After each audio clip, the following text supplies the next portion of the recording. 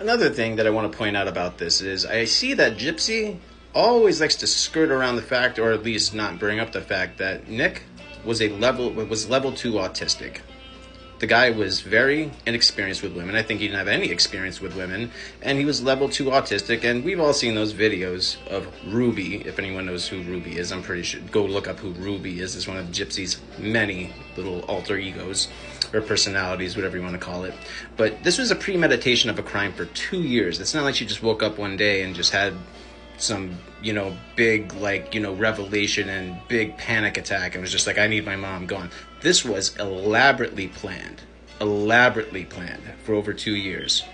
And she just convinced the guy that was not, all there, he's autistic, and thinking like, hey, you're coming to slay the dragon and you're going to save the queen. Just like one of the Disney films that she watches. No different than that. And she would put on the wigs and the cosplaying and all the outfits to play the part for him, and he bought right into it. And he's the one that's stuck with life in prison, and she's just remorseless over this.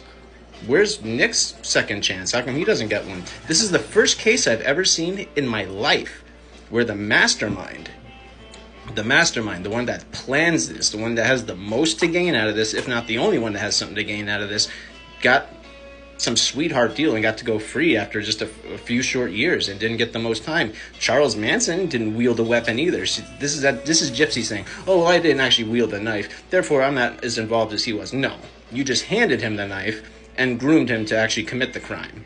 You did have a murder weapon, Gypsy. Nicholas Godejohn was your murder weapon. That's exactly who your murder weapon was. And he did the wielding for you, because that's what you had him do. That's what you groomed him to do, and you had 2 years to get it done, and you got it done. Because we all know what you're like when you don't get your way. Now, again, I like to reiterate, Charles Manson didn't lay a finger on anybody. He went to jail for his whole life. Where was his sweetheart deal with a reality show? If anyone's familiar with the Dan Markel case, look how many people are serving life sentences right now. Everybody that helped pay for the hitman. The hitman actually got less time. One of the hitmen actually got less time. He actually got, I think, 12 years. The other one took it to trial, didn't take a plea deal, and he got life.